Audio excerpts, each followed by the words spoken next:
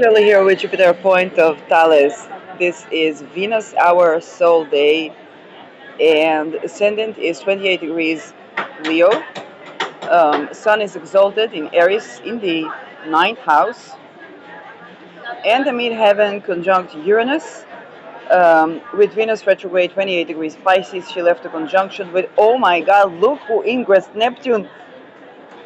Let's talk about King Charles, because that has been on to me for like several days, and there has been so much to cover. Like, I get, weekend off. Elon Musk have his Tesla burned. Donald Trump wants to be blessed by the kingdom. Europe is in World War III, and it's Sunday, so we don't hear from NATO. And I'm like, wait, I'm just getting a gist at some currency stuff. So,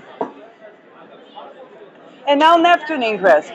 So first of all, I have to stand hold to the interruptions that have been keeping me from covering King Charles' chart, um, and addressing health issues, and perhaps it has been waiting for Neptune to Neptune. Um, Without further ado, let's look at King Charles' ingress of Neptune to Aries. I'm confused for a reason. Mercury is retrograde, and so what prompted the record and why it's been on to me for several days. Well, basically, he was hospitalized after experiencing side effects. Let me see, from cancer treatment.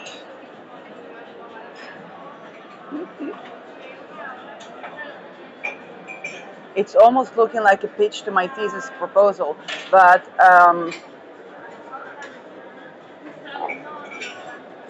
because Neptune is holistic healing of something, and there's hardly anything more Martian, but also more Regulian than King Charles right now. And he's dealing with cancer. I had the suspicion that the good old cancer treatments are going to be released from the bunker, and voila.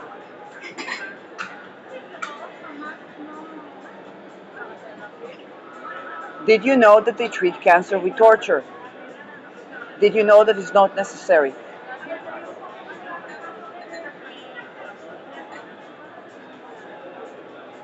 So I haphazardly ran into that by the fact that one of the main figures that I have been completely kind of like they're teaching close to me during my academic studies was Richard Feynman, and he died of cancer. And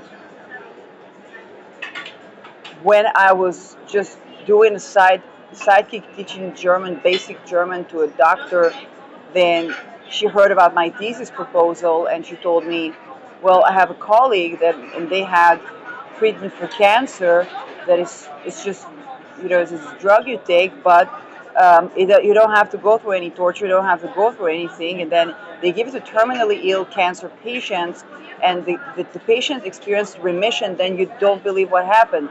The budget stopped, and people returned to be ill and basically died for no good reason. Another thing I had to do with cancer, that year I was doing a volunteering with developing neighborhoods. It basically mean they adopted us, to be very honest. And um, one of the ladies there, she was an elderly lady and she had a son in Russia. So she had no one to take care of. And in the year that she had a student coming to her house, she was just cooking for him and talking. The cancer did not go through remission, but it didn't develop further. It just stopped, like it froze in time. And I could not help but thinking about it. That would be before I would learn aromatherapy, before I would do anything to do with holistic medicine. And Neptune, the sign of something being holistic medicine, in the sign of Aries, which is definitely surgery, innovation in hospital, innovation in medicine. And I'm like, oh my God, this is just in time. This is why I'm doing this chart now, because the entirety of the universe and their social engineers were like, King Charles! I was purchasing Vivianite, and the vendor told me she knows a person who's a psychiatrist who was treating their children. I said that King Charles is a great person, and so on and so forth. And I was like, it was coming from one ear, crossing to another, because I was so freaking overwhelmed with so many things around now. So let's take a look at King Charles' chart. And the first time I looked at this chart, and I hardly remember anything, I remember that something with Aries, and it did midheaven and Aries, and ascendant. Now, this is very interesting. Ascendant is 5 degrees Leo. According to Nicholas Stoyanovich, assassinated astrologer, that was, by the way, assassinated by poison during some military operation. Um, they had a previous head of organization, yes, but it's not the same person in charge. Um, but the thing is that Nikola Stoyanovich, he talked about the 5 degree as the royal degree, a Leo degree. So it's Leo degree in Leo ascendant, but the sun here is fascinating. It's 22 degrees Scorpio.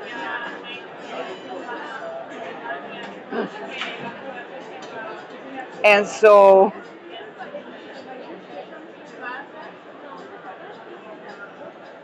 sun here is squaring Pluto,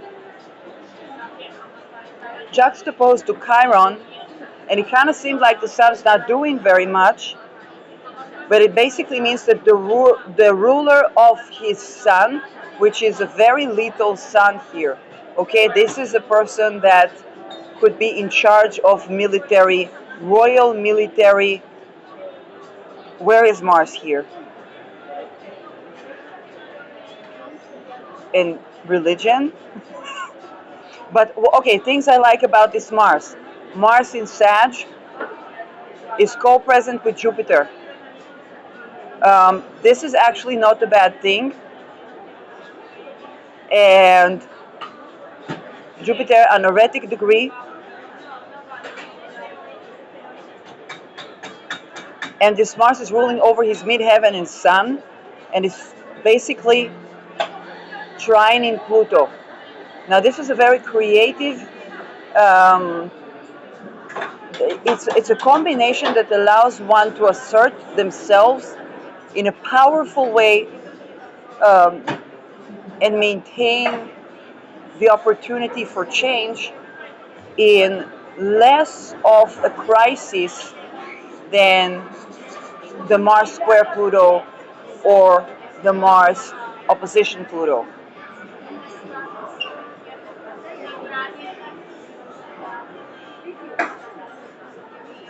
So that's the first thing that I see, is that Mars popping, and that Mars ruling over the Sun. So that tells me that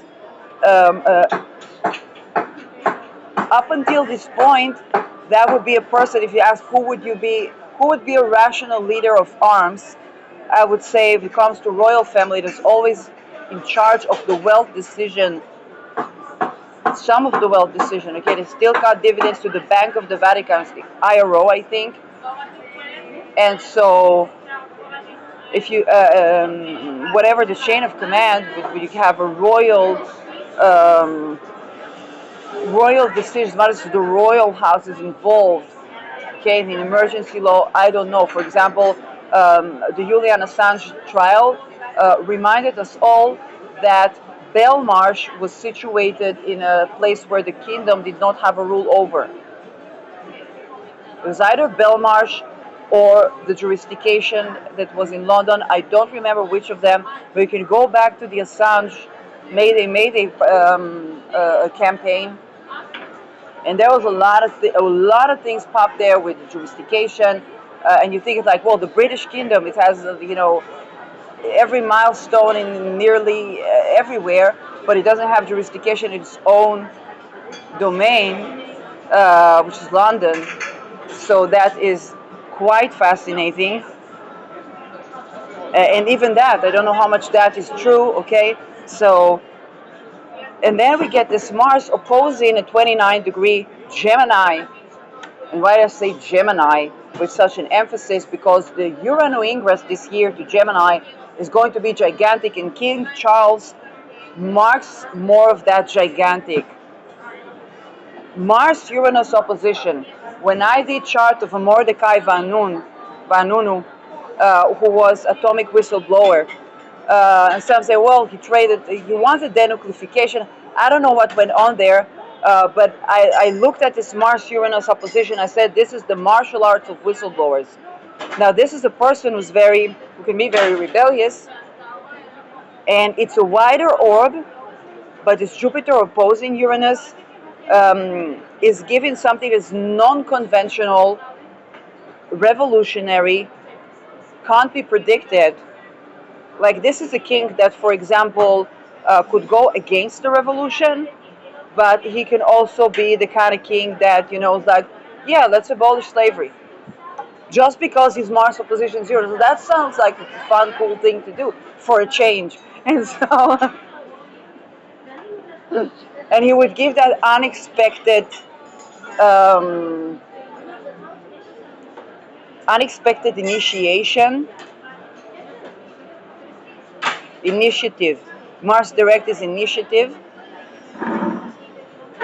Now let's talk about the hospitalization. First of all, Neptune has just ingressed to his 9th house, activating this Mars.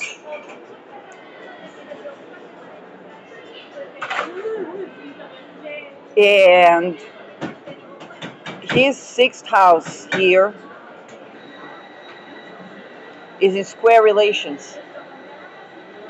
That means Neptune was coming from squaring his Jupiter, which rules both his 5th house, but also his 8th house, that could be house of death, by the way.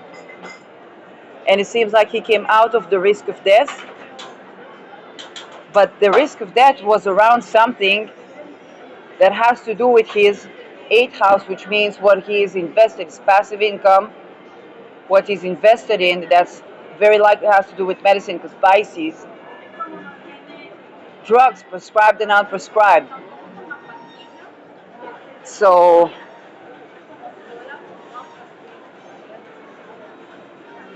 that and when he got out of that danger, he basically got out of the side effect of cancer treatment.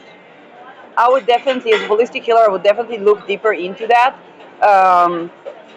But that's just this Neptune doing that move, and he's definitely seeing the karmic implication of what are medical investments, because this is royal family. When we talk about medicine, we're not just talking about science and practices, we're talking about funding. And 8th house is what you're invested in. It's your Bolicol, it's your 401k, your health insurance. So of course his health insurance would cover this, but there were definitely ways that he could have avoided what the malefic implications of cancer treatment, had certain researches not gone missing in the medical field. Now let me describe you some of this totality. This has been quite risky because 8th house is house of death, and Jupiter, an heretic degree, was squaring Neptune, which can mean a crisis to do with the ruler of the house of death.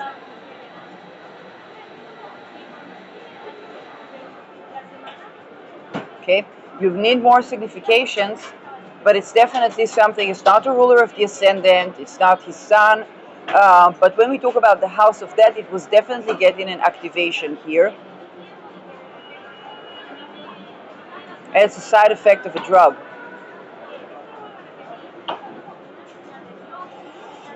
So we got a person embarking into Neptune in Aries, in his 9th house of beliefs, worldview, religion. Please listen to Operation Gladio. to understand the religious changes, that this is like in a nervous system where you light a light bulb and something is turning on the entire nervous system. That mishap, okay, but he had almost died from the lethality of cancer treatment, how that affect his worldview about medicine, his religious views, his beliefs, and his teachings. That activates 22 Mars here, and this is Mars. Not only sorry, it's 22 Sun here. Conjunct is someone's Mars. It doesn't matter, but because that's why. Yes, it's a Sun Mars, but this Sun here is what's going to be activated together with Chiron, Mercury, and Ketu for the next 15 years. And this is it's basically to do with this fourth and fifth. Now, fifth is creative endeavors. Fifth is children. Fifth is gamblings or creative projects or creative investments, which could be creative investments to do with like the role of being allowed to creatively express yourself and your health, okay?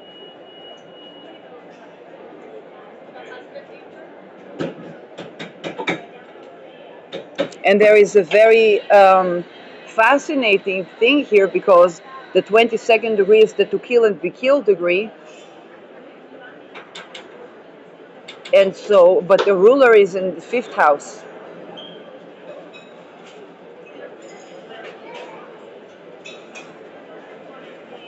And so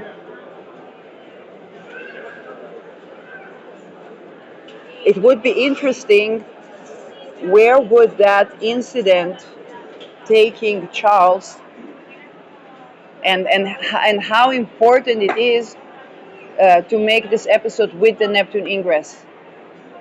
Because 2 days ago, it would be, well, he got hospitalized by side effect of cancer. Well, yeah, I talked about but now there's like he's doing better. Neptune ingressed into Aries. I bet he would be interested to know that he didn't need to go through this in the first place.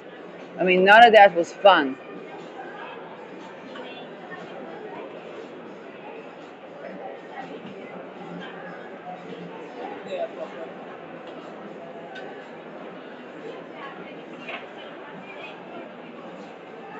So, to be quite frank, I would think that the royal family would have those secret treatments, and apparently even they don't. Or something, that these royal families, they are in secret societies, and Neptune also rules secret societies. And some of these secret societies, like Opday, are they are very, to be, how do I say it diplomatically? Okay, let's say King Charles watches this and he doesn't know me. I never had an introduction, but those secret societies are very much revolving around death. And so why wasn't he given the access to the medical treatment, even as a royal, as the king of basically one of the biggest, if not the largest empires even today, that could get him to remission, even if he would be terminally ill, with no torture, with no beta blockers, with none of that. First of all, I'm surprised It shows me how much sometimes the travels of the royalty, especially with Pluto in the sign of Aquarius, which for him is the seventh house, and Pluto is applying to oppose his ascendant. But it shows me how much the hurdle when it comes to science. There is an equalizer. Pluto is changing, shifting powers, and science is an equalizer. Like I right now, as a person that didn't finish their studies in some academia where I only accidentally bumped into the medical field, I basically have insider information to literally one of the kings of the world, if not the, that basically if he knew about, and I'm not even speaking as an astrologer, forget the investment part, medically. Okay, I'm not an MD. I just heard about it by somebody who's been working with the person who did the research. And I know that there are billions of researchers like that, exactly. And that person doesn't even get an access to even those researchers that, let's say, to stop the research, they say, let's manufacture that in secret. Even that not. I'm like, I didn't know that. Bam. Now, how could I get to the whistleblowers? Well, I can't. I actually tried. One of the things I tried to do in Spirit of Matter channel that was confiscated because of medical issues, um, it was basically to get the researchers to whistleblow. The researchers whose budget stopped the whistleblow so we can get the science on the table. But that was, I managed to reach no one because they're afraid to speak. Perhaps the king could do something about that, because that for him would be, and having an eighth house Pisces is also meaning that there's genuinely something missing. There's genuinely something that's difficult to diagnose. So it doesn't necessarily mean it is intentionally malevolent.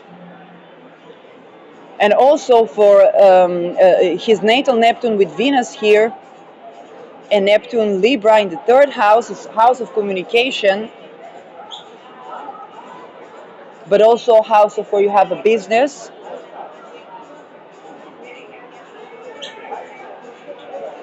It sextiles Pluto, but that's what it does.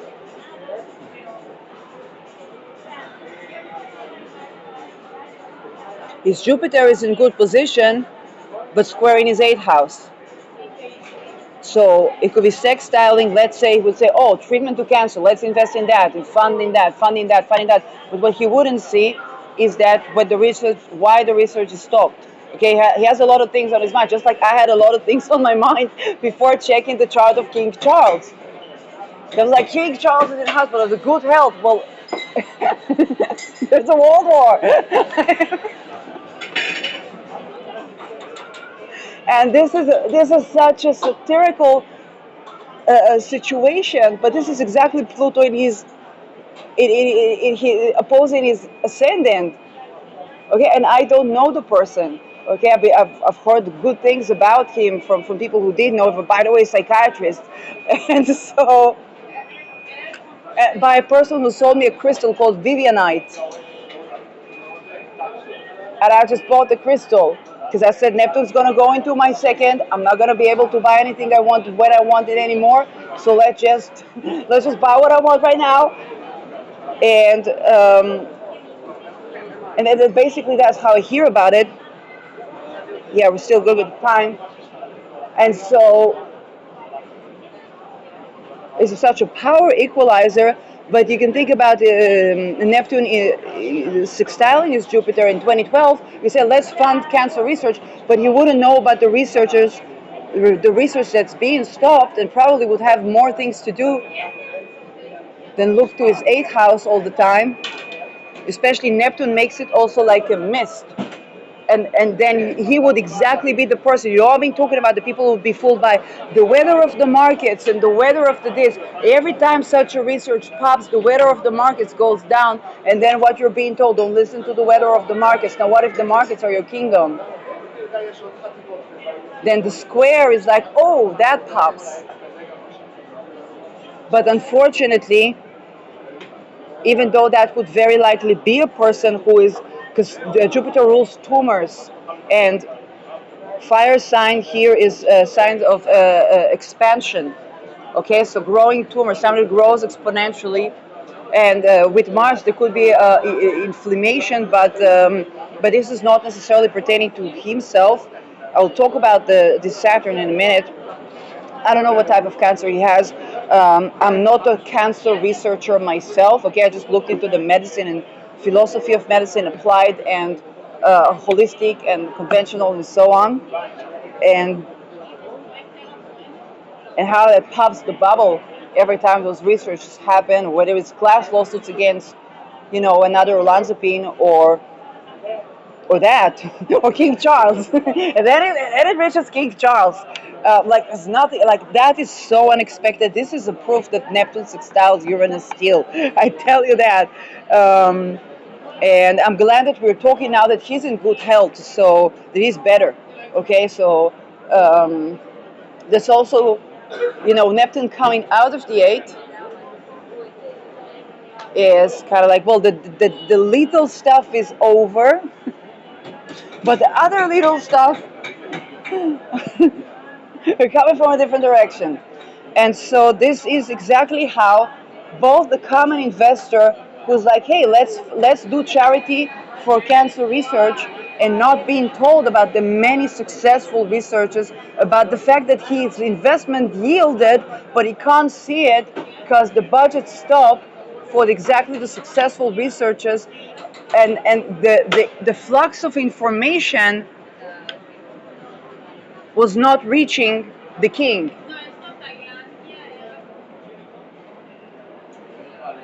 Neptune also rules diseases that are difficult to diagnose. Now let's talk about his sixth house. First of all, his 12th house is Cancer, that's ruled by the moon, and the moon is in 0 degree Taurus with Rahu. So Moon Rahu in the 10th house. By the way, Moon Rahu need to guard themselves a lot. Okay?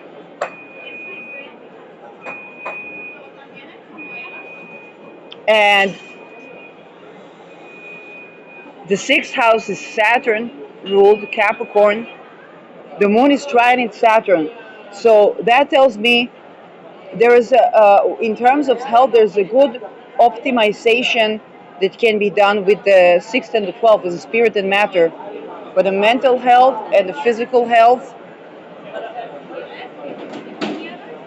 um,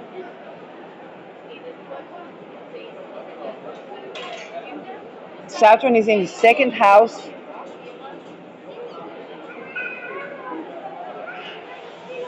And Saturn trine Rahu when it rules Rahu.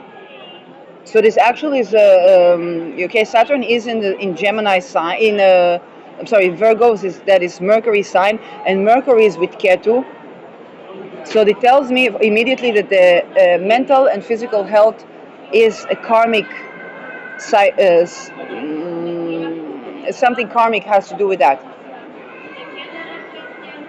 It's going from a religion around curses, because Saturn rules curses, and he's with certain cults and certain positions, people curse themselves in medical curses. So it's coming from. I'm not sure he cursed himself, okay, but definitely there was something to do with curse around his intestines and bones or skin. I don't know, hair. I don't know, teeth. Like all things Saturn and Mercury, but Virgo is kind of like your intestines. And yes, I'm not going to get into trying to delineate what the cancer was, what this was, what's published, what's not. I'm not going to try to get into that. But definitely, I see that the health issue is karmic, and the reason I address that is because the other side of the karmic, which is the psychological, mental, and spiritual health, is the 12th house. with Chiron, with Rahu. Now this coming,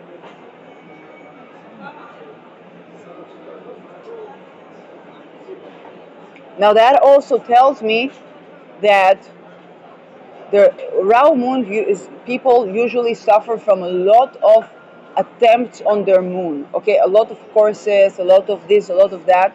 So it's kind of like one type of courses to another type of courses, and the Cancer has to do with the Rahu.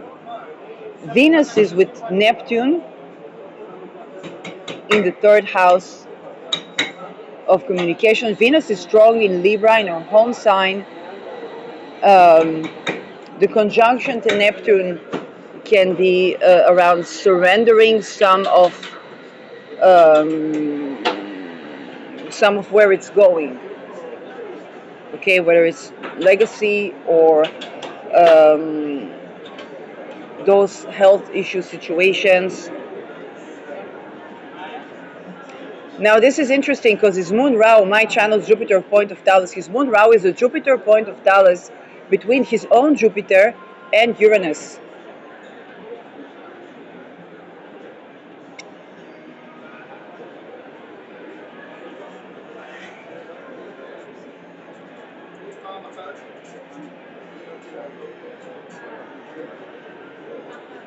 And is ruled by Venus in the third house, Venus Neptune.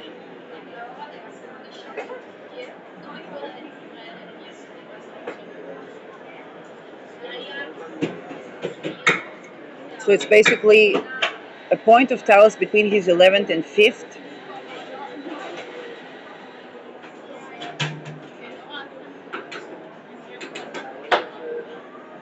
And Pluto is now exactly squaring his nodes, which is another one little. Okay? That person has good health. Okay? So that is, he wasn't given the best of advice, he wasn't given the best of treatment, but there's just something about this chart. Okay, let knock wood. And that is, yes, this Pluto is Plutoing. That is a Pluto that is Plutoing, but it also means that Pluto was squaring his moon. It, by the way, was the time when he was a king. He was made a king, and everybody remember his picture with the red color and what looked like this very horn god affected. And again, his midheaven is with the sign of the horn god, with Aries is very strong. Mars, his sun is ruled by Mars, but that was very much accentuating on the color red. And I was like, why no green? I mean, his moon Rahu is in the 10th house. It's in green. Venus in her home sign. And if you wanted to put some royal colors in there, but if we accentuate the sun too much, it gets to the 22, so that is little for him. And I guess the red was trying to protect him, but it was also kind of exposing something that looks like a religion to do with corn gods.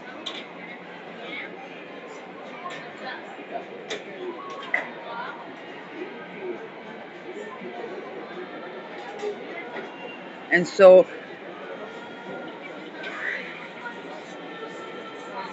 it will be interesting because the horn gods, if I look, let's say Baphomet, okay?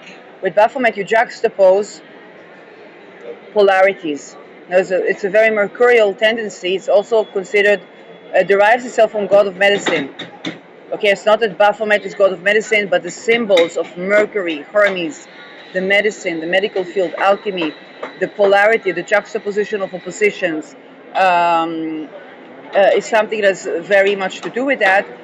But then when you only practice one planet as your god, okay, let's say the horn god or Baphomet, then you go to certain extremes And with Jupiter-Uranus opposition, it's likely to go to certain extremes. But you go to certain extremes where these juxtapositions also have their side effects. One of them is the fact that the cancer treatment is torture, which had side effects with very likely the beta blockers that nearly killed him, because that's the intestines. And what do beta olanzapine? What does it? If he was given olanzapine, that would be incredibly satirical. Now that he's after that, is something you can laugh about. Um, but that is the very much the applied science, Neptune Aries applied science, applied medicine of Baphomet. The applied science of Baphomet would give us a King Charles that is afflicted with the common person's medical issues to do with crookery and corruption in the medical field. Because olanzapine has had so many class lawsuits won against it, so many class lawsuits won against it. And that definitely can spike up. And what does this Neptune do? It squares Jupiter, squares Uranus, and now it ingressed into Aries. It's leaving that square. And now it's like, okay, so when we apply Baphomet, that was the result. He got out of it, but he definitely didn't need to go all through that, and it definitely wasn't, a fun ride.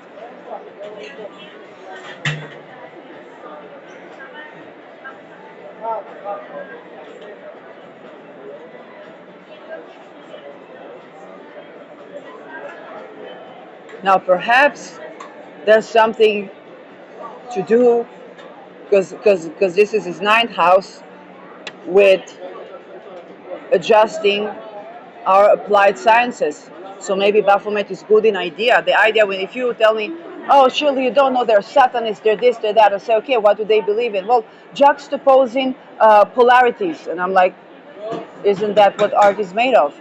Okay, well, applied science, it looked like slaughtered babies. Well, isn't that what the church did as well? And atheistic people did as well. Well, yeah. So perhaps we can apply Baphomet in a way that is not lethal to people. So we can apply Baphomet for some of the things, but we need other things to complement that. Perhaps with Aries, for example, you have the logos, you have the Kantian logos. And what if everybody did that? So it's both the understanding that there is beauty in diversity, and the what if everybody did that, kind of like the veil of ignorance and the logos, has merit when it comes to applied medicine.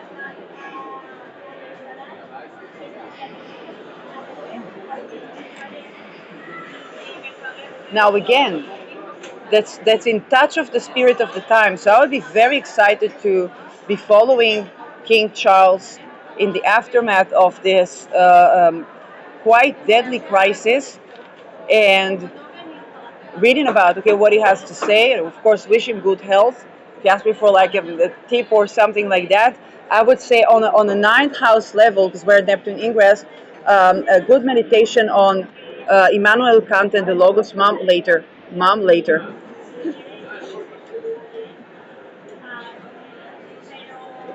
Okay,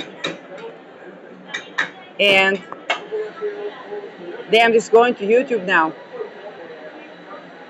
I'm gonna have to do a BitChute to refer you to my YouTube. That's what it means. So on, because my YouTube was confiscated because of something to do with medicine, I cannot make it up. So the thing is that on a spiritual level, a worldview level, I would ponder on what is the applied correct form of Baphomet. What can we take from the Baphomet religions and the Horn God religions to apply that is useful? And what would we add of other things that are spiritual and associated with Aries, such as Immanuel Kant and the logos and the what if everybody did that, and also Neptune is something holistic. So think about the identity. Think about how a part of the practices of Baphometian practices is to ritually torture infants, also with the cloning and such, and the Ubermensch, but to ritually torture infants to loss of their identity, so they are mind controlled.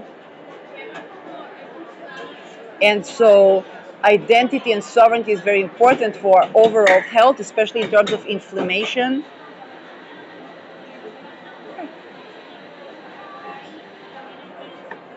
Nervous system, sexual health, okay, for the blood flow,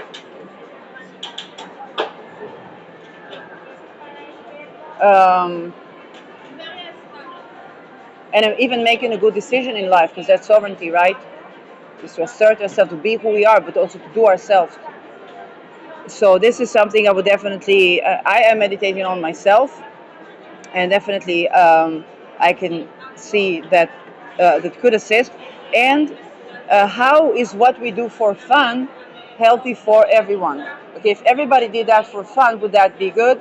And at the same time, we also want to not be people pleasing. Okay, so in the sense that a good self-expression is important when it comes to what we do creatively, what we do for fun. It's very important to do something for fun, because that is where we practice self-expression and practice something that reminds us that we are divine beings that are worthy of having a good time on earth, um, and not just being functional.